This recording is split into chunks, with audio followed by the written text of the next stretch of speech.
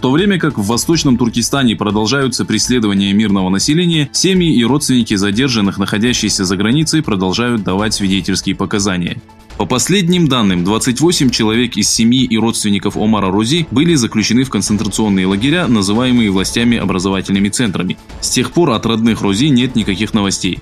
По его словам, китайские правоохранители выдали паспорта его братьям и сестрам, после чего заставили их посетить Турцию.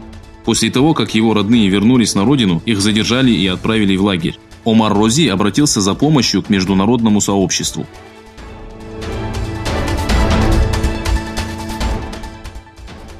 Соединенные Штаты Америки ограничили торговлю 28 предприятий, включая правительственные учреждения Китая, внеся их в черный список из-за причастности к жестокому обращению с уйгурами Восточного Туркестана. Отныне данные компании и учреждения смогут закупать продукцию американских предприятий только после разрешения Вашингтона. Среди перечисленных компаний есть и предприятия, производящие оборудование для наблюдения. Министерство торговли США заявило, что эти организации были причастны к нарушениям прав человека, жестокому обращению, репрессиям, массовым произвольным арестам и слежке за уйгурами, казахами и другими тюрками Восточного Туркестана при помощи современных технологий.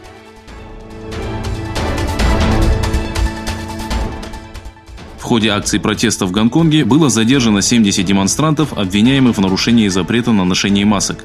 Согласно новостям Channel News Asia, сотрудники полиции сообщили, что возраст задержанных колеблется от 12 лет до 41 года. В свою очередь, Кэрри Лэм заявила, что китайская армия может вмешаться в случае усугубления беспорядков. Городское управление Стамбула прокомментировало скандальный проект по дублированию имен остановок на китайском языке, опротестованный уйгурской диаспорой и местным населением.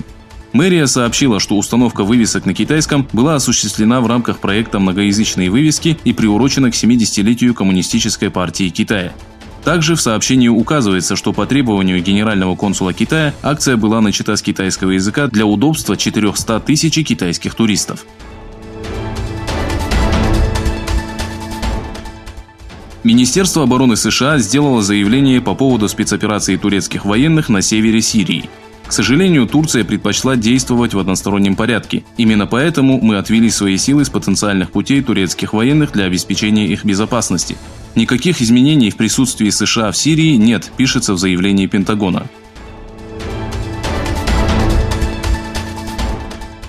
После публикации генерального менеджера команды Houston Rockets в поддержку антиправительственных акций в Гонконге, государственное телевидение Китая отказалось транслировать предварительные матчи, которые команды NBA сыграют в Китае.